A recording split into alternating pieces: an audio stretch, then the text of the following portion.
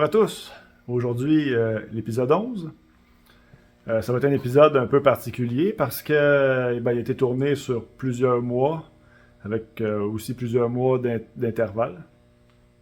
Euh, Entre autres, j'ai manqué de temps, j'ai attendu des pièces encore. Et puis, il y a une partie aussi qui va être en vidéo description, parce qu'à ce moment-là, je pouvais travailler sur mon moteur, mais je pouvais pas parler. Fait que je vais faire le narrateur en arrière sur cette partie-là. Pour l'ensemble des pièces que j'ai installées, j'ai utilisé l'huile d'assemblage Locus Oil. Le petit bâton blanc qu'on voit, ça c'est le Oil Galley Plug. Ça c'est bien important de le remplacer quand on fait un rebuild. Il existe plusieurs versions. Moi, je n'ai pris une style OEM, mais c'est une faite par BTR. Ensuite, on peut passer à l'étape du couvercle arrière. Moi, j'ai réutilisé le même, l'original de ce moteur-là. Et puis, ce qui est bien important quand on installe ce couvercle-là, c'est qu'il soit parfaitement centré avec le crank. Fait qu'on va voir, j'ai acheté un outil. Ce gros anneau-là, Gold, à centre le couvercle sur le crankshaft parfaitement. Super fit. Fait qu'une fois qu'on l'installe, on s'assure qu'elle est free, elle tourne. Fait qu'on peut mettre toutes nos bottes. Puis au fur et à mesure qu'on les torque, on s'assure toujours que le bas du couvercle est bien flush avec le bloc moteur.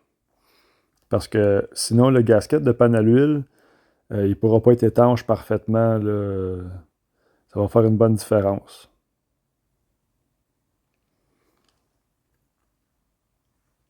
Cet outil-là aussi, il peut servir pour rentrer le seal.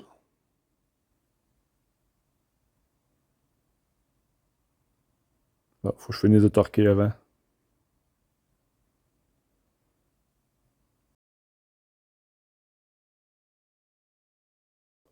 Le seal de crank, j'ai acheté un seal BTR aussi.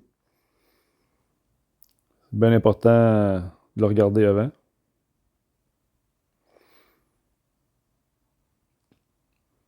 Le seal aussi, c'est ça, faut jamais monter ça à sec là, parce que ça fera pas un bien bon seal.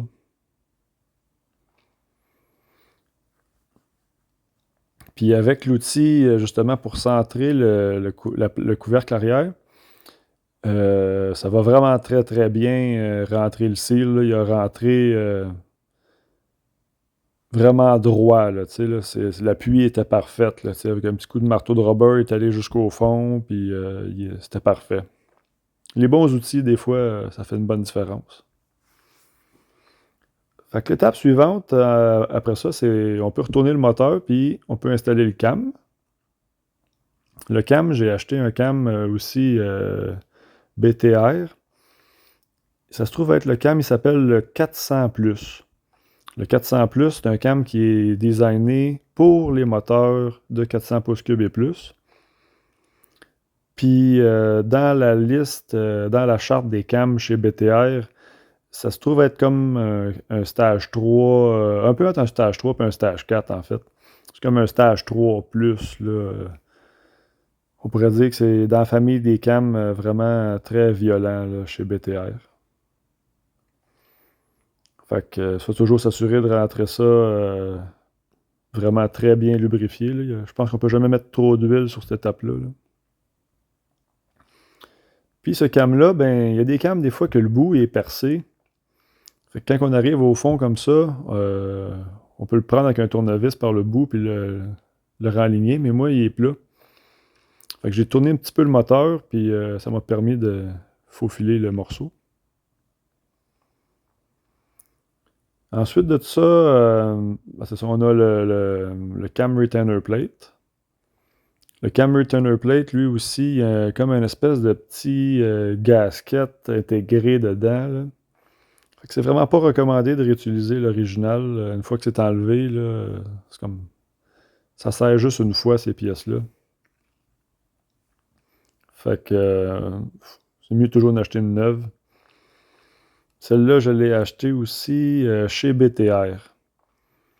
Ils font beaucoup de pièces qui tournent autour du cam, l'huile, pis ces affaires-là. Là. Il y a beaucoup de pièces d'une belle qualité chez BTR. Fait qu'une fois installé, une fois torqué, on s'assure que le cam est toujours au frais, puis bingo. Ce qui me manquait, c'est les clés qui vont sur le crank. Sans eux, on peut pas aligner les pièces comme il faut. Le timing set que j'ai choisi, c'est celui-là. C'est un Race Billet True Roller Set. C'est vraiment un timing set de course, là. Et puis, la gear qui va sur le crank, ben, on peut choisir l'avance ou le retard qu'on veut mettre sur le timing set. Nous, on va y aller à 0. Fait que 0, ça se trouve être ici. Il faut que le 0 en ligne avec la clé. Parce que sinon, si on va par là, on tombe à 2 d'avance. Si on va là, on tombe à 2 de retard.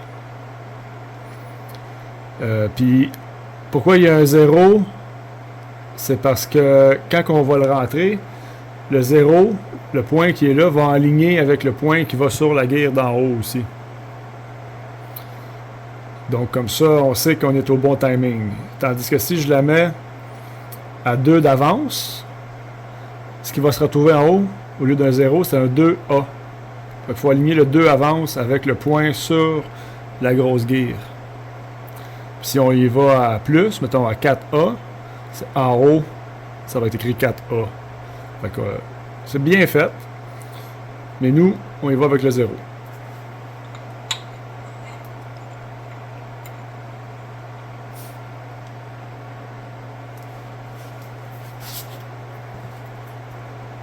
Ça, c'est la sleeve pour la pompe à l'huile. On la rentre là. J'ai acheté un kit, c'est comme un stud avec des washers et une noix. Ça visse dans le crankshaft, puis c'est fait exprès pour presser des pièces sur le crank. Sauf qu'il faut que tu fournisses ce qu'il faut pour pousser. Là, moi, j'ai des bagues comme ceux-là, ici. Là. On va essayer avec ça. C'est pas garanti que ça va bien aller. Pour l'instant, c'est la seule affaire que j'ai. Bon, ça commence bien mal.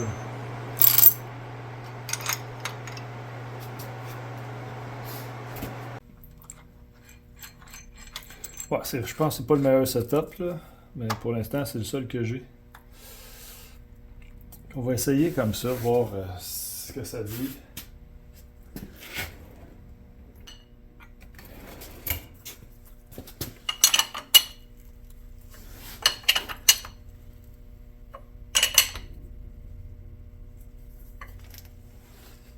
Le bon côté, c'est qu'on peut voir dedans. Par en haut, voir si on est coincé ou pas. Tout est beau, c'est bon.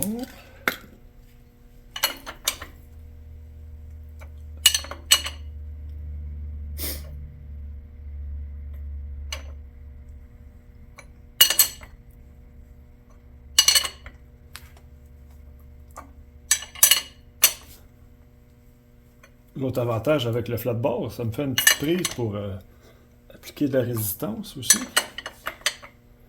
Ça non plus, c'était pas voulu, mais ça fait un job. C'est bien important d'aller jusqu'au bout. C'est ça qui détermine la position de tout le reste.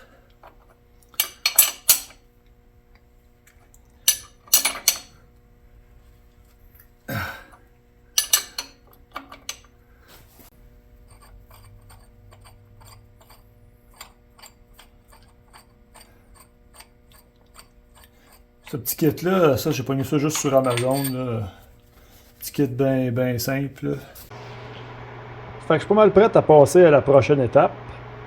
Là, présentement, je fais tremper la chaîne dans l'huile à moteur. Restant d'huile de ding-ding. Ensuite de ça, ben, j'ai acheté ces bottes-là pour la Cam Gear.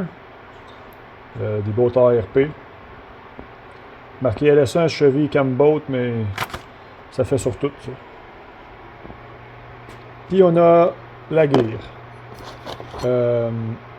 Ce qu'il y a de particulier avec ce set-là, ben c'est ça, il vient avec un truss washer qui s'installe sur la gear, puis lui, il va être en contact avec la cam retainer plate. Fait que ça, ce washer-là, c'est bien important de l'installer sur le bon sens. Et anyway, de l'autre sens, il ne fit pas vraiment. Là. Dans les instructions, c'est écrit de mettre le inner race face sur la portion de la gear. Fait que c'est... Ça, c'est fait. Ce qu'il y a de particulier avec ce kit-là,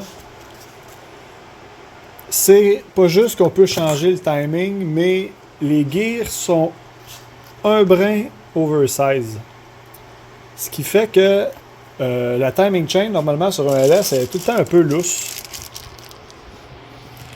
Avec ces gears-là, elle est vraiment plus tight. Mais j'ai quand même acheté le guide timing chain de GM Performance. Ce que je vais faire, je vais tout de suite préparer mes bottes pour quand je vais les mettre. Puis je vais le mettre juste un petit shot de Loctite bleu. S'il y en a qui n'ont jamais vu ça, cette petite colle-là en bâton, là, comme les bâtons de colle pour enfants, mais c'est du Loctite. Ça te permet d'en mettre. Puis c'est pas comme si ça coulerait ou rien, là. C'est vraiment la même affaire, mais en pâte. Ça, depuis que j'ai découvert ça, ça a changé un peu la donne sur plusieurs types d'assemblages. Tu sais, des fois, tu mets du Loctite sur une botte, puis il coule partout, tu sais, là, ou entre deux gasquettes. Tu visses le couvert, il y a un gasket. Il faut pas que le Loctite coule entre le gasket puis le couvert. Mais avec ça, c'est sûr que ça arrive pas.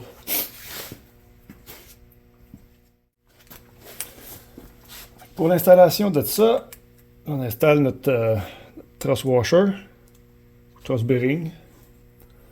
Puis là, ce qu'il faut, c'est que le point sur la gear aligne avec celle sur le petit sprocket en bas. Fait qu'il faut que les points s'alignent. Il faut que le cam s'engage dans la gear du haut. Il faut que les bottes s'alignent. Puis il faut que le truss washer s'appuie à la bonne place. Tout ça en même temps. Je pense que d'origine, il n'y a pas de truss washer sur ces cams-là. C'est vraiment une option de plus avec ce modèle-là. Je ne suis pas certain là-dessus. Si je ne me trompe pas, le cam du L92, c'était pas fait comme ça pantoute. Fait que là, ce que je vois, on dirait qu'il faudrait que je tasse d'une dent. Comme ça. Et voilà. Mes trous en ligne. Mon cam s'engage bien. C'est pour être sûr, ouais. Je vais y mettre une botte.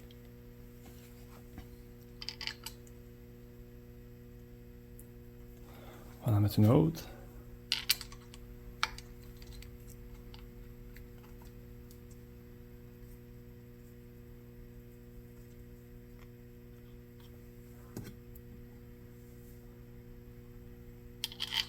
Cette étape-là, c'est quand même un peu crucial de s'assurer que tout est bien fait parce que c'est pas mal ça le cœur du moteur, là, le timing. Là. Si ça c'est pas bon, il n'y aura rien de bon, c'est sûr. Donc mes points en ligne, il va rester juste à torquer ça. Là, on voit il y a un petit lousse.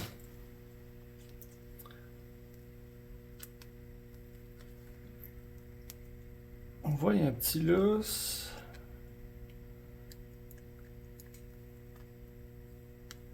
Ah, ça prend sa place, on dirait. Ouais, là, je crois que le cam rentre dans la gear comme il faut.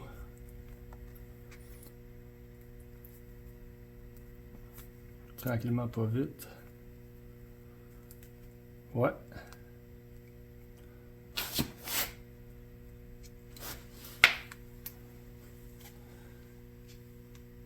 Là, on est à la bonne place. Point, point. Puis là, on voit cette gear-là. Avec cette chaîne-là, il n'y a presque pas de lousse. Une belle job. Ensuite de ça, il faut torquer les 3 boulons à 26 livres-pieds. Je vais commencer juste par m'assurer qu'ils sont bien à côté.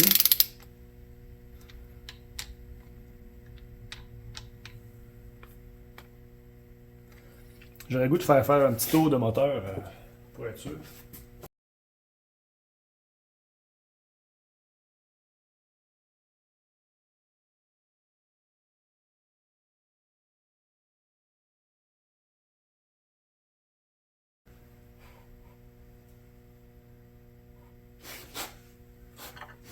Les marques sont revenues ensemble, le piston est en haut. Ça tournait très bien, fait que je serais confiant que tout est beau. 26 livres-pieds, c'est vraiment pas beaucoup.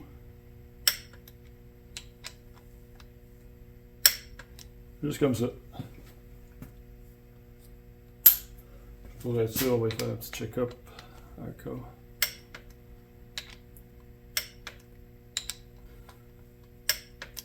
Et voilà. Ouais, fait qu'on va être prêt à passer à l'étape suivante, qui se trouve à être la pompe à l'huile. La pompe à l'huile, j'ai choisi celle-là. C'est la Mealing 102,95. 102,95. Ça se trouve à être une pompe débit standard haute pression. Mais c'est un kit, en fait. Cette pompe-là, elle vient avec plusieurs variantes. C'est probablement une des pompes les plus versatiles qui se vendent. C'est probablement une des plus vendues aussi, je dirais. Elle vient avec le spring haute pression. Fait que débit standard, haute pression. Puis elle vient aussi avec le spring, il appelle le spring copo. Ça, c'est 15 PSI de plus que la pompe haute pression, le spring haute pression qui est déjà dedans. C'est pour la copo Camaro. Ça se trouve à donner la même pression d'huile que celle d'origine sur les copeaux Camaro. Moi, dans mon cas, j'ai pas besoin de la haute pression. Je voulais juste une pompe de performance fiable. Fait qu'elle vient aussi avec le spring pour la pression standard. Dans mon cas, moi, la pression standard, c'est bien suffisant. Pas besoin de haute pression. Je veux dire, le moteur a des tolérances. Pour les tolérances que le moteur est construit, la pression standard suffit.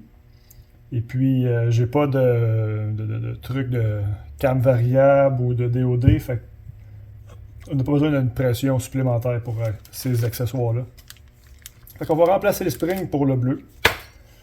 Il se trouve être le spring de pression standard.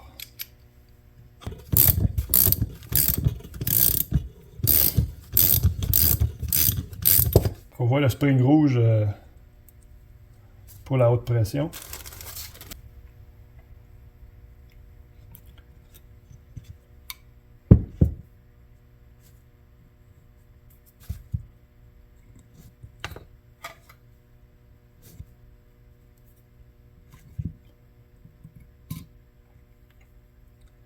Ça vient avec un nouveau bouchon avec déjà du scellant dessus.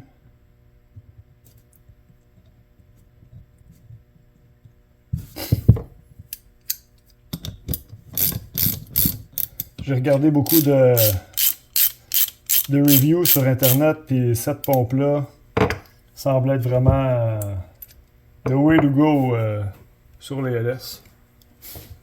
Le torque, c'est bien important de torquer le bouchon à 106 livres-pouces. Pas se confondre avec des livres-pieds.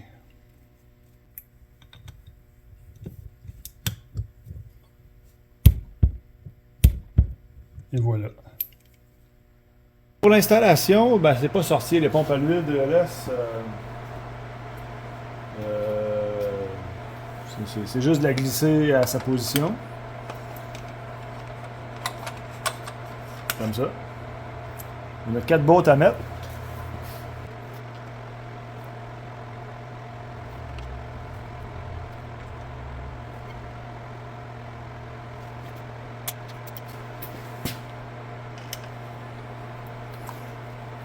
Les boats, il y a plusieurs manières d'installer ça. C'est pas sorcier, mais il y a plusieurs manières. C'est de choisir la manière qui nous convient le mieux ou qu'on préfère. Moi, en fait, j'ai regardé plusieurs vidéos sur Internet. Puis il y en a un, entre autres, qui me semblait être une bonne méthode. Parce qu'en fait, ce qui arrive avec une pompe de LS, c'est qu'à l'intérieur, il y a une guire. Puis c'est ça qui fait que ça pompe. Mais la guire, le casing est flottant. Mais si la pompe est complètement au bout des trous d'un bord ou au bout des trous de l'autre bord, ben, ça va peut-être mettre un peu de friction sur la guire. Puis la pompe, c'est sûr que ça ne durera pas longtemps. Fait que dans les vidéos que j'ai écoutées, il y en a un. Il y a des méthodes, c'est tu mets la pompe là, il fait faire un tour, après ça, c'est correct. Moi, celui que j'ai vu, que j'ai bien aimé, le gars, il chime entre la bague extérieure puis puis le casing. Fait que la gear, automatiquement, elle, peu importe où ce qu'elle est, elle touche à l'anneau. Une fois qu'on enlève les shims, l'anneau extérieur, elle reprend sa place, puis c'est sûr qu'elle a du jeu tout le tour de la gear. Dit de même, c'est peut-être pas simple, là, mais on va le faire ensemble, fait que vous allez voir. Il faut ouvrir la pompe comme ça.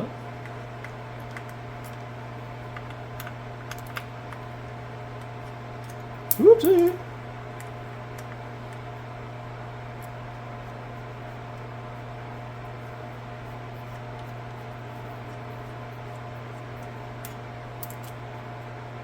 On a le housing, l'anneau extérieur, puis la gear. Puis la gear, ben c'est ça, elle, quand elle tourne, elle est entraînée par la bague sur le crank. Puis c'est quand l'huile rentre, elle est suctionnée par ici. Là, ici, l'huile elle a tout l'espace qu'il faut. Puis plus ça va, plus l'espace se comprime pour finalement arriver où il n'y a plus d'espace. Puis là, l'huile elle prend le chemin qu'il faut pour aller dans le moteur. Et nous, ce qu'on va faire, c'est qu'on va chimer entre la bague, l'anneau extérieur, puis le casing. Fait que les shims que j'ai pris, c'est des 2 millièmes. Puis il faut les glisser entre l'anneau puis le casing, comme ça. Sans faire sortir le trop l'anneau. Un petit truc, commencer par en bas, parce que après ça, quand vient le temps de rentrer en haut, par la gravité, le lousse, c'est là qu'il va être.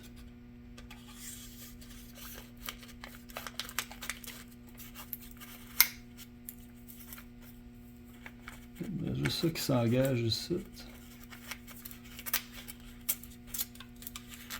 Hop, comme ça. Direct de même. Bon, comme ça.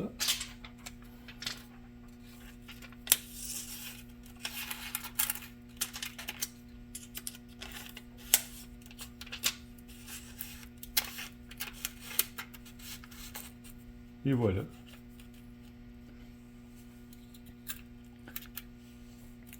Fait qu'automatiquement, comme ça, on est sûr d'avoir un jeu tout le tour de notre bague.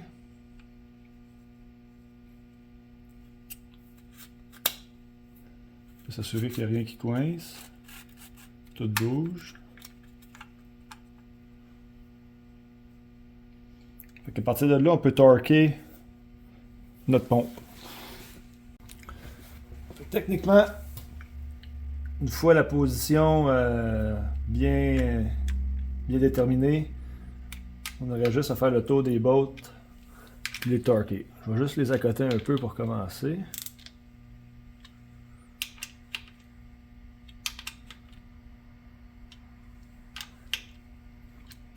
Le torque de ces boats-là, c'est 18 livres-pieds.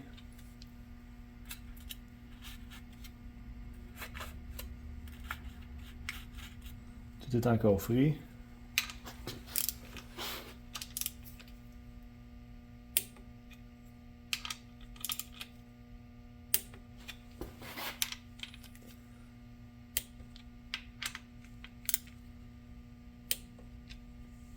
Fait que techniquement, on enlève nos shims.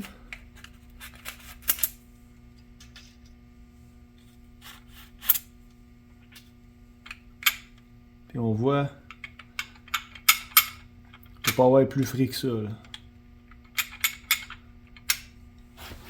Il n'y a aucune tension là-dedans.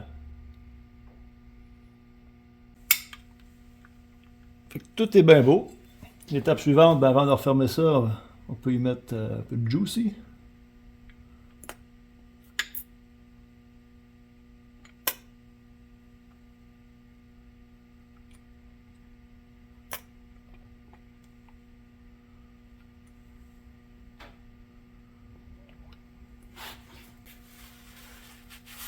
C'est un peu plus coulant que je pensais.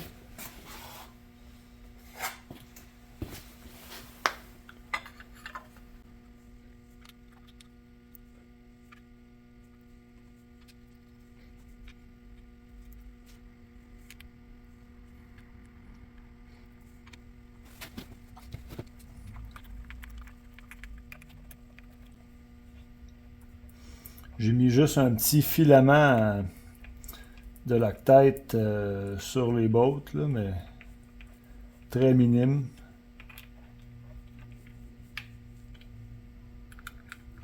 J'aime bien ça le lactate. J'aime mieux sacrer un peu pour les défaire que de sacrer parce qu'ils se sont défaits tout seuls.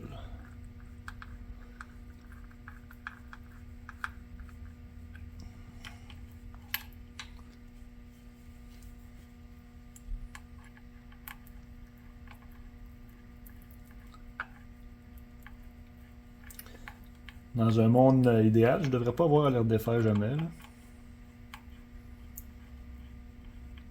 On va croiser les doigts.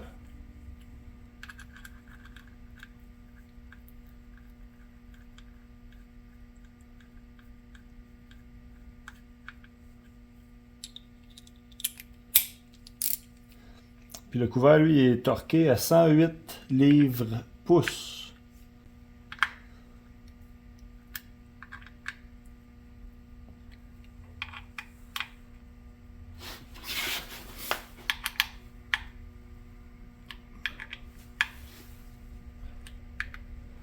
Là, je fais un petit tour à la main, plus au feeling.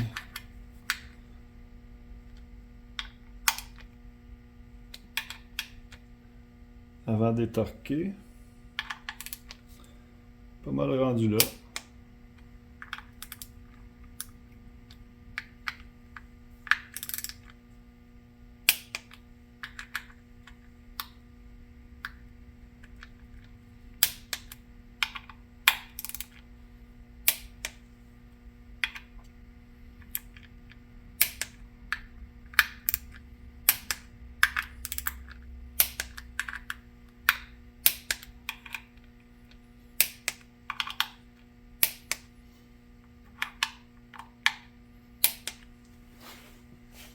Bingo!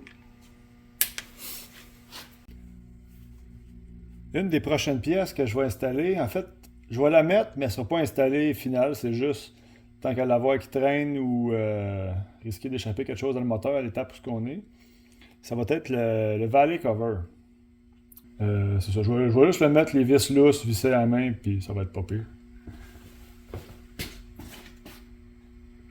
Le Valley Cover que j'ai choisi, c'est un ICT. C'est juste une plaque d'aluminium en fait. Moi j'ai tous les trous de DOD sont condamnés, plus celle pour l'huile, pour la pression d'huile. Fait que j'ai pas besoin d'un Valley Cover spécifique à O-ring ou quelque chose comme ça. C'est juste une plaque avec le gasket. Passe.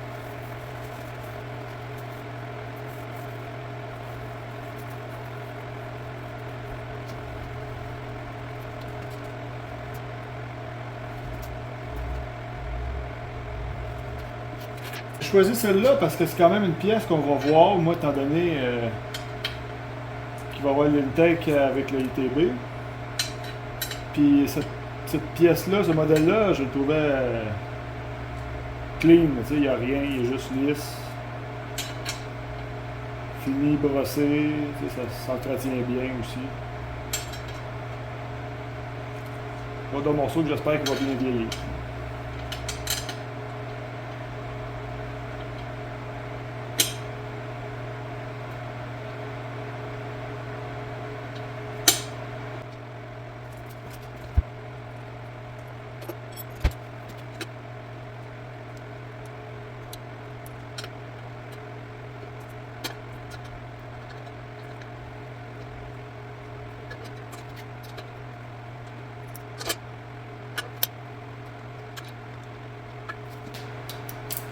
Je vais juste les accoter un peu.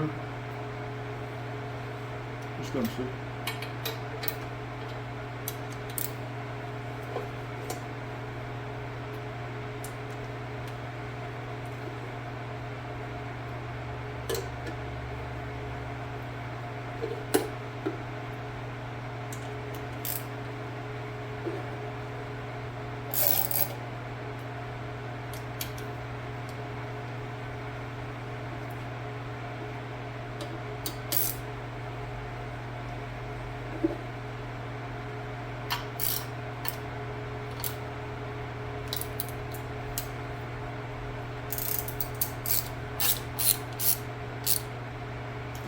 Ce trou-là, il est bizarre un peu.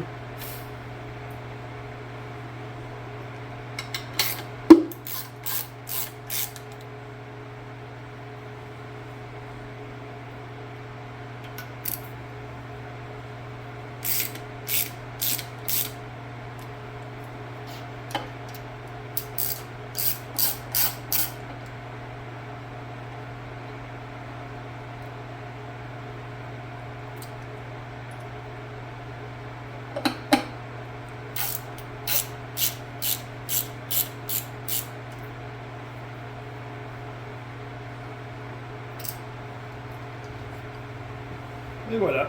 Une autre pièce que je vais installer temporaire, c'est juste le couvert en avant. Je me suis rendu compte que je ne mettrai même pas le gasket. Je me suis rendu compte que je n'avais pas commandé les bottes finalement non plus. Fait que je vais mettre des vieilles bottes. Ouais, j'ai choisi ce couvert-là, je le trouvais beau. Le côté pratique du fait que ça se rouvre, je crois pas utiliser ça vraiment. J'étais un peu déçu quand je l'ai reçu. Il était pas. Le fini est pas terrible quand même. Le polissage, je l'ai refait un peu parce que il était so-so, là, mais au final, il est pas si mal. Là. On le verra pas beaucoup, anyway, caché en arrière de la pompe à eau, là, mais c'est pas mal ça que ça donne pour tout de suite. Commence à avoir un beau petit look.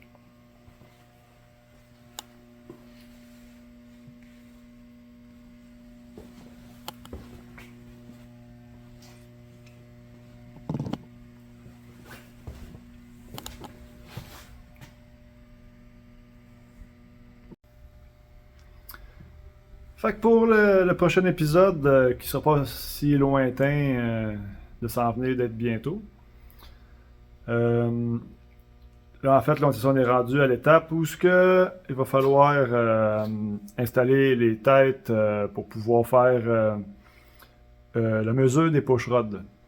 Fait que ça, ce qu'il faut faire, c'est installer les têtes avec les rockers. Il va falloir que j'installe les lifters aussi avant tout ça.